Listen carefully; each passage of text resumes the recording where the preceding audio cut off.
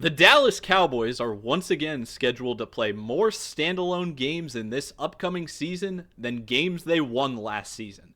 And that can only mean one thing. The NFL schedule has been released. Now, you and I are not simple-minded enough to just be happy about the schedule and leave it at that. We must examine it and talk about the good, the bad, the ugly, and more. We will even have many important conversations about... By the way, I don't care that this is mostly football audience. That music will always slap. Here are some general scheduling comments. This video has been in the works for months, and I just got distracted by a great many things, so I figured let's try to get it out just a little bit before we get the first taste of action. Speaking of preseason, my only real complaint with the preseason schedule is that I wish the games were spread out more. Don't have a lot of games falling overlapping each other. If I'm really a football addict, I would love to just have football basically every day of the week throughout the preseason, because it's not like there's a competitive imbalance for games that don't count. The NFL advertised a few years ago about how amazing AI has been to modernize the schedule making process, and honestly, I just don't care to harp on AI too much in this video.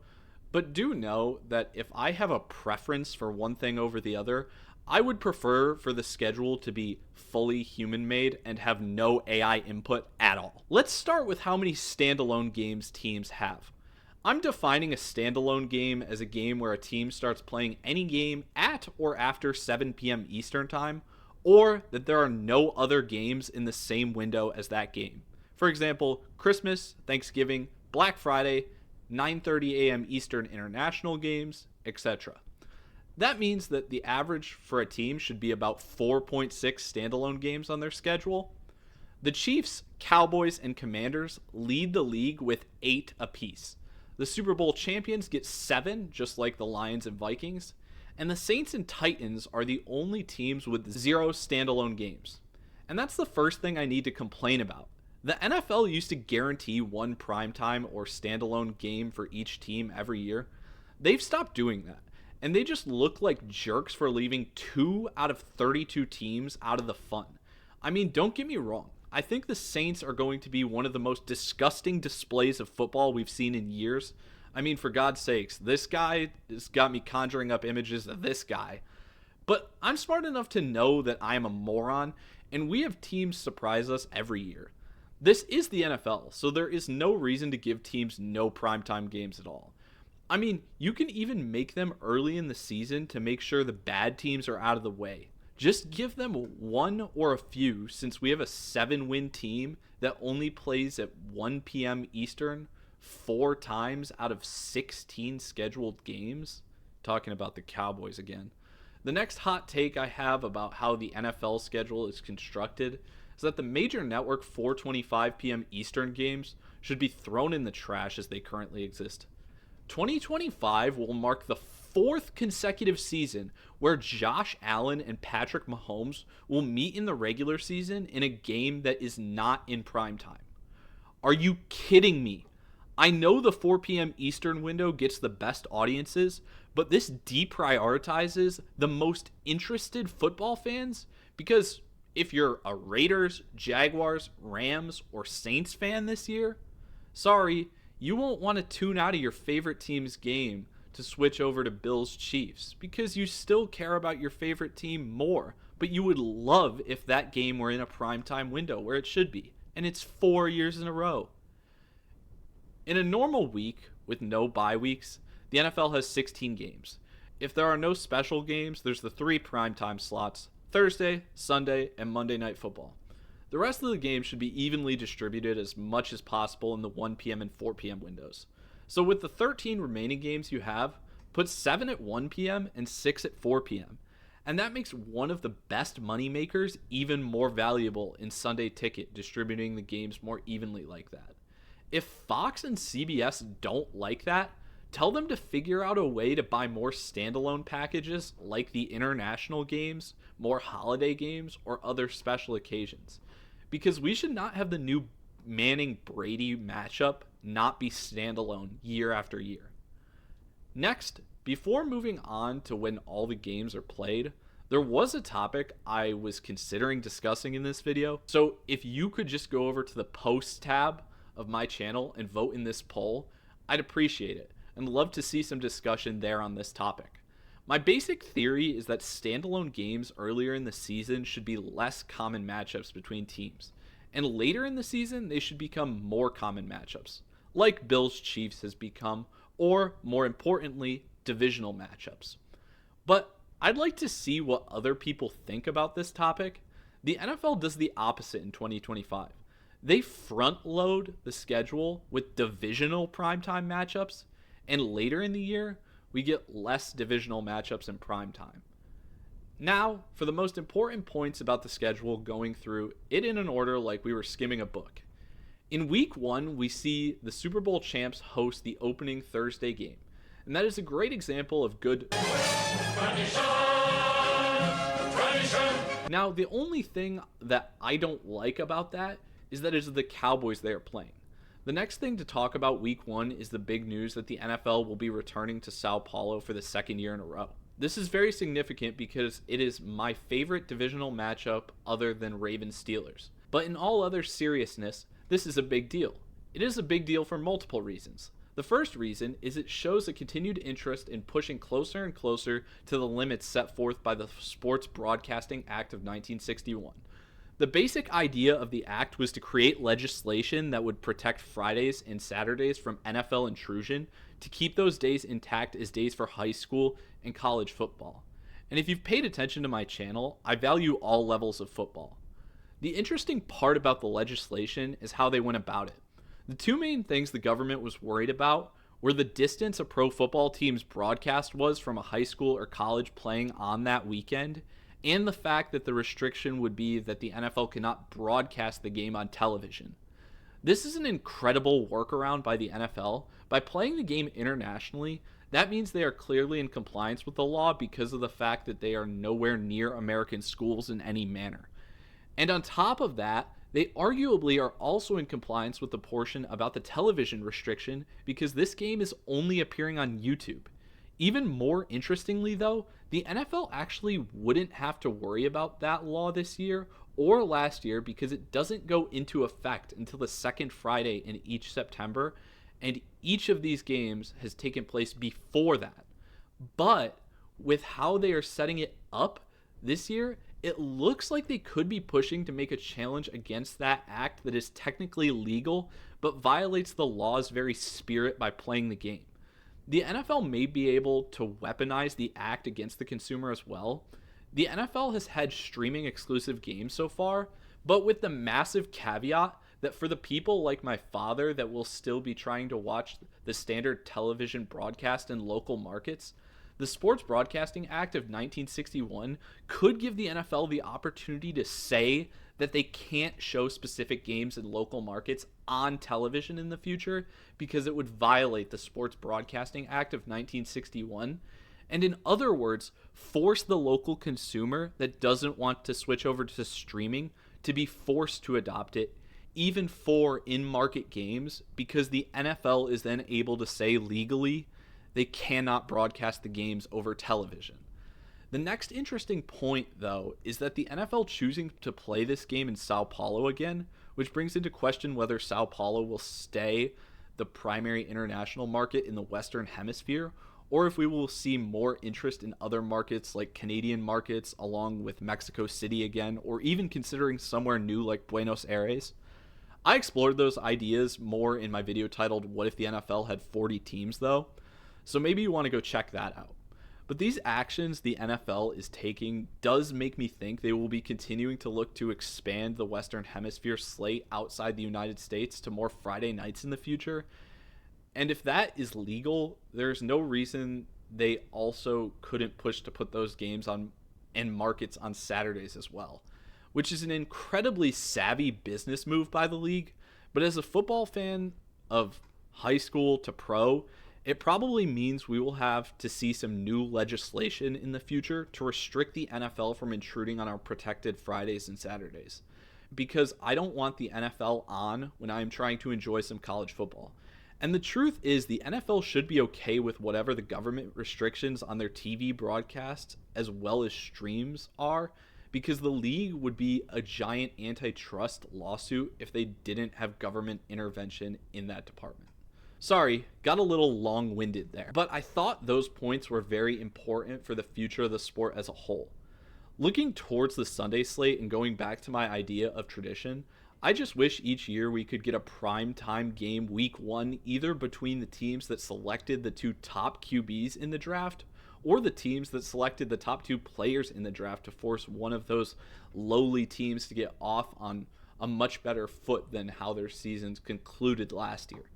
Meaning, I would start a tradition this year that would see Cam Ward and the Titans wearing all baby blues go visit the Jags and Travis Hunter wearing all black on Sunday Night Football, and make the opening Sunday night game each year include the 2 best rookie players between teams that match up. Because I do realize every NFL team does not get to play every other NFL team. That's kind of an idea I've had since Jameis and Mariota matched up their first game their rookie years, and it wasn't in prime time. Week 2 starts the terrible trend of putting teams on back-to-back primetime games with the Vikings. I'm actually fine with good teams playing like 8 primetime games. I just hate how comfortable the NFL is with putting teams in primetime in back-to-back weeks. We have as few as 6 teams that play in primetime each week, so please don't put teams in primetime back-to-back weeks ever, NFL. They do it far more often in the schedule than I would like to mention, so I won't just keep mentioning it over and over again. Just know back-to-back primetime weeks for the same team is stupid. The Chargers actually get the same treatment in week 2, but the NFL gets a big A+ grade from me in this regard. Week 2 is the return of the multi-Monday night game slate, and they do something they haven't done in what feels like almost a decade. They have a game on the West Coast that starts at 10 p.m. Eastern. NFL, listen closely.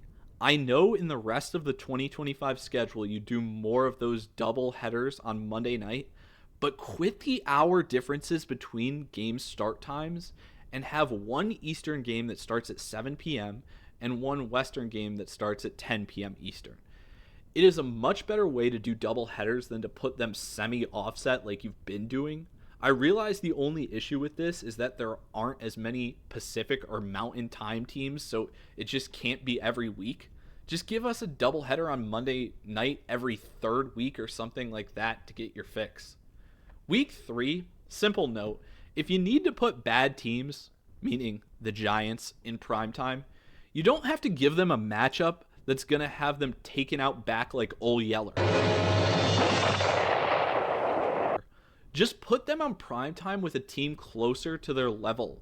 Like, God, I can't believe I'm saying this. The Cowboys. Week 4 starts Europlay. Yay! And oh my God, these morons. Are you serious, NFL? Seriously. You gave the Browns one standalone game. They had to give up a home game at their stadium to get one standalone game in Europe.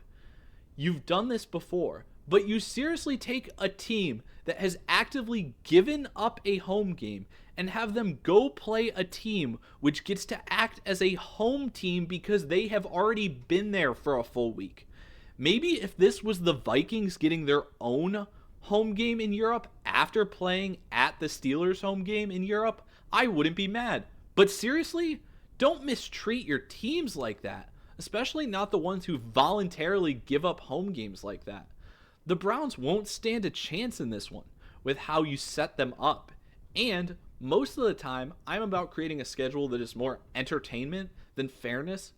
But this is not only absurdly unfair to the Browns, it also is not entertaining keeping one of the same 2 teams on the continent for 2 consecutive weeks when you have 7 other teams to choose from for the Browns' opponents for this season. Patriots-Bills for Sunday Night Football to Chiefs-Jags for Monday Night Football looks like 2 back-to-back bloodbaths, by the way. In Week 6, the Broncos get a 7:30 a.m. body clock kick, and then are quickly outdone in Week 7 when the Rams have a 6:30 a.m. body clock kick. But hey, Week 7 has another great 7:10 Monday Night Football slate. Then the schedule looks all right through week 13, which takes us up to Thanksgiving. Very interestingly, the Lions have stopped a tradition that I have always secretly hated.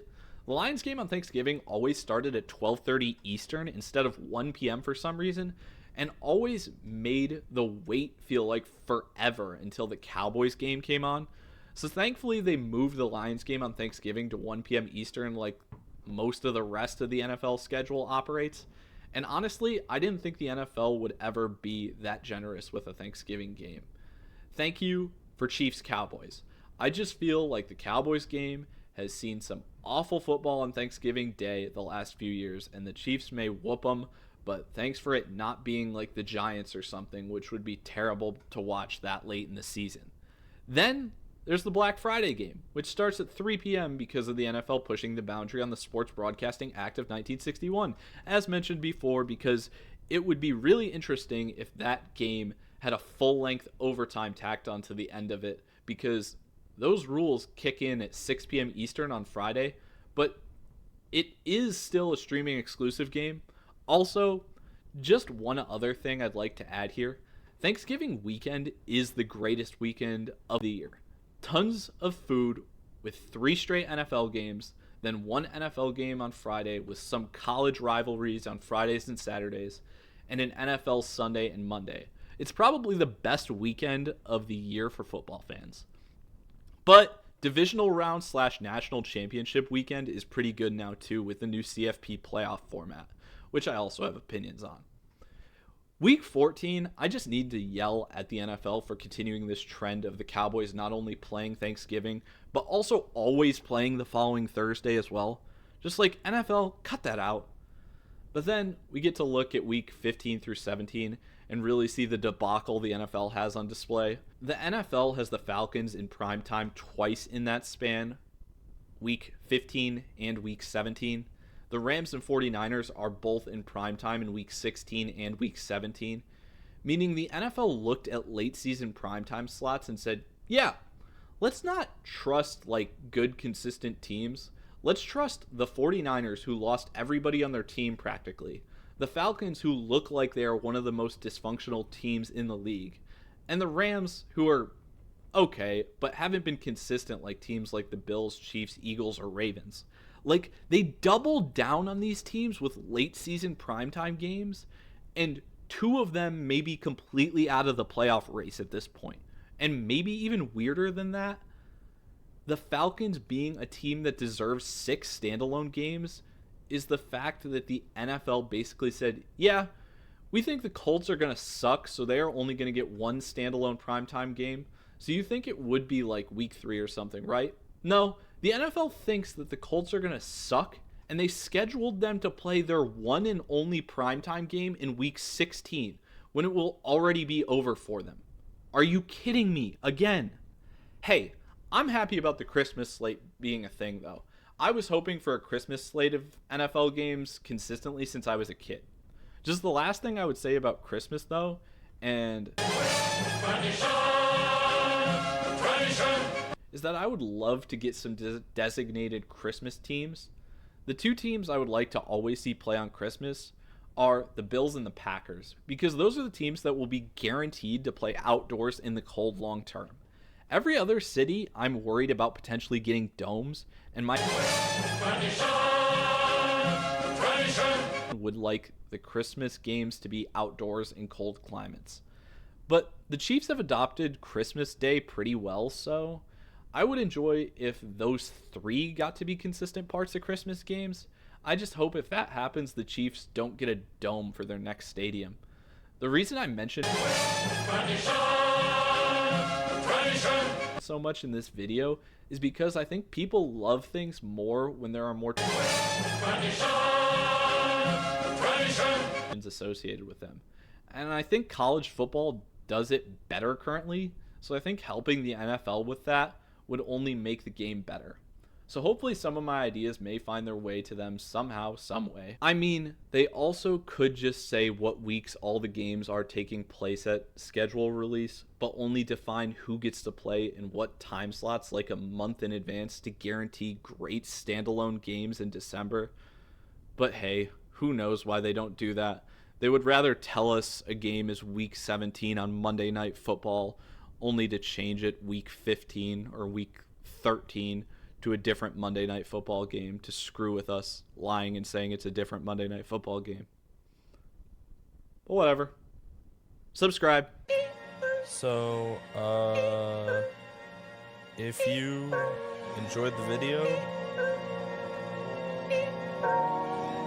thanks for watching. 2020 president candidate.